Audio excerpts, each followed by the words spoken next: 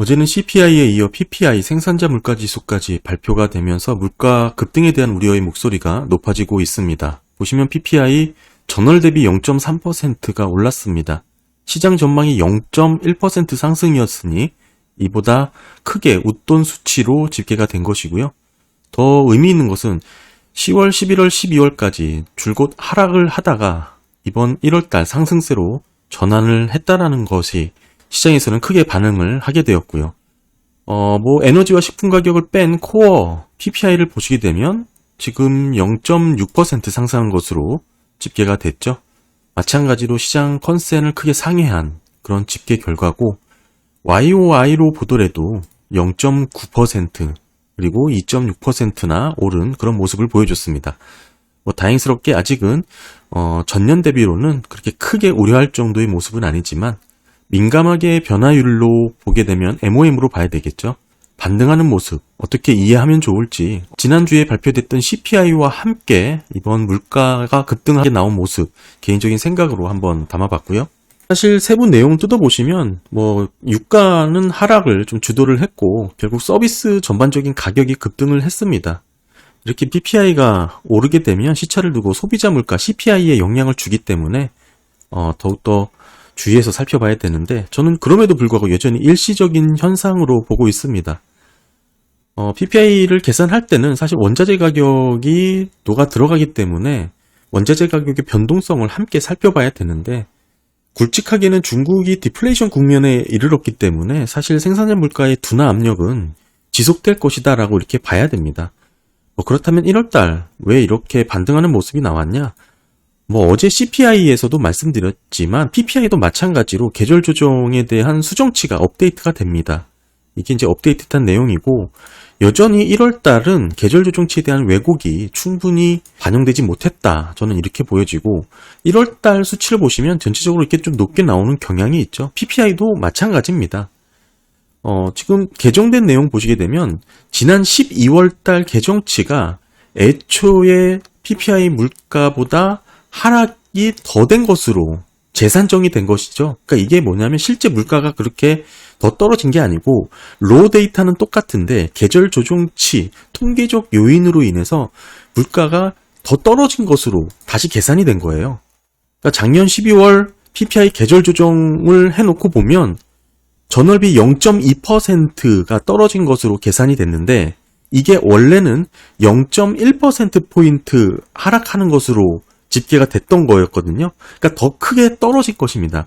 한마디로 더 하향 조정이 된 것이에요. 이렇게 떨어진 조정치에서 이번 1월달 결과치가 집계되는 거니까 한마디로 더 떨어진 거에서 발표치가 업데이트되는 거다 보면 결국 높게 집계가 될 수밖에 없는 거겠죠. 이런 부분도 감안을 해야 된다. 이렇게 봐야 되고요. 전반적으로 CPI나 PPI나 물가 관련해서는 1월달 지표만을 갖고 인플레이션 추이를 판단하기에는 매우 적절하지 않다. 이런 말씀을 좀 강조해서 드립니다. 계절 조정 관련해서는 CPI 영상에 제가 담은 내용이 있으니까 PPI도 크게 다르지 않습니다.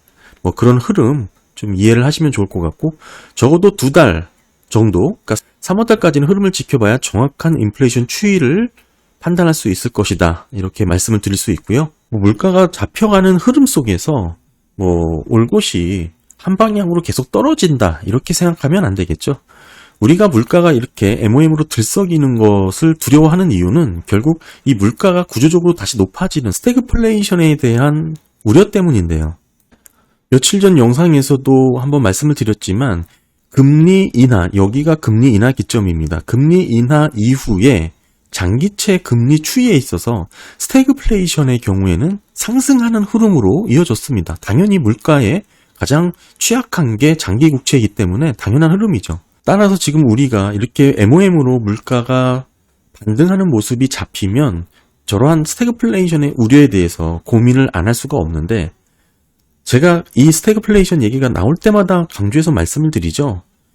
지금 WTI 국제 유가가 80불 언더에서 유지가 되고 있는 상황에서는 글쎄요, 고물가 속에서의 경기 침체, 스태그플레이션의 가능성은 상당히 낮다. 이렇게 말씀을 드리고 있습니다. 기본적으로 스태그플레이션은 70년대 이후에 나타났던 금태한 폐지로부터 이해를 시작해야 돼요. 그때 달러 가치가 엄청나게 하락을 했잖아요. 거기에 더불어서 유가에 대한 경제 밀접도가 상당히 높았던 시즌입니다. 그런 상황에서 오일 쇼크라는 극단적인 상황이 벌어졌고, 이게 지금의 경제 상황, 펀더멘털에서 스태그플레이션이 현실화된다? 이렇게 단순하게 볼 수가 없다라고 말씀을 드렸죠. 다 차치하더라도 심플하게 국제 유가가 100불 이상에서 어느 정도 장기간 유지되는 정도가 아니라면, 그 정도가 아니라면 스태그플레이션 압력이 높지 않다. 현재 유가 수준, 글쎄요, 장기화되는 그런 시나리오로 해석되기가 어렵고 현실화될 가능성이 상당히 낮아 보이죠. 중국도 어렵고 유럽 각국도 어렵고, 지금 공급단의 문제가 아니라 수요 측면에서 이슈이기 때문에 다른 상황입니다. 결국 스태그플레이션의 우려를 제외해놓고 물가의 반등을 놓고 봤을 때 1월의 계절성 효과, 즉 리비전된 부분에 대한 영향도 우리가 고려를 해야 된다. 일시적인 반등이 있을 수 있겠지만 이게 장기 추세적인 인플레이션 반등으로 해석되기에는 아직은 조심스럽다. 한 2달 정도, 한 3월까지는 지켜보면서 전반적으로 물가 추이를 판단하는 게 좋다. 오히려 계절 조정된 부분 CPI와 함께 살펴보면 지금의 반등이 나와서 시장이 흔들릴 때는 적극적인 투자 기회가 되겠죠. 그렇게 물가는 정리하시면 좋을 것 같습니다.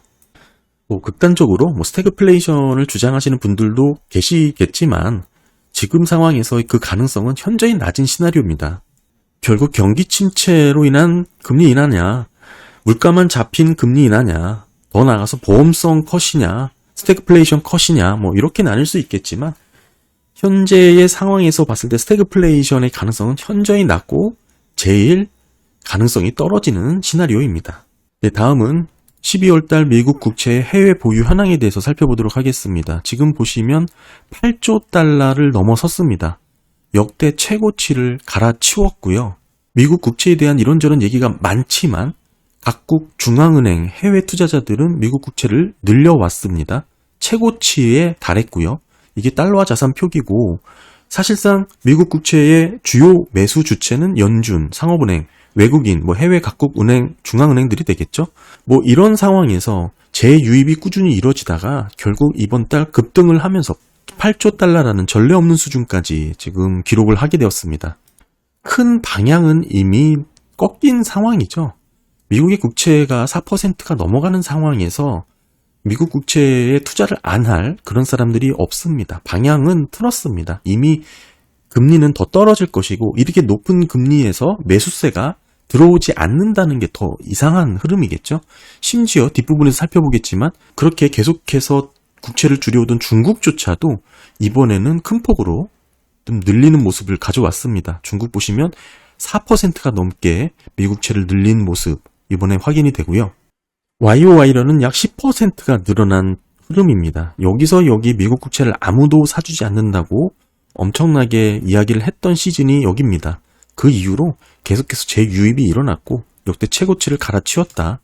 MOE로 보시게 되면 일본도 늘리고 있고요. 중국도 늘렸고, 영국, 홍콩, 보시면 독일, 노르웨이, 다 마찬가지입니다. 사우디까지 포함해서 전반적으로 다 늘렸습니다. YOY 변화도 보시게 되면 캐나다가 크게 늘었고, 쭉 보시면 전체적인 흐름 확인이 되시죠?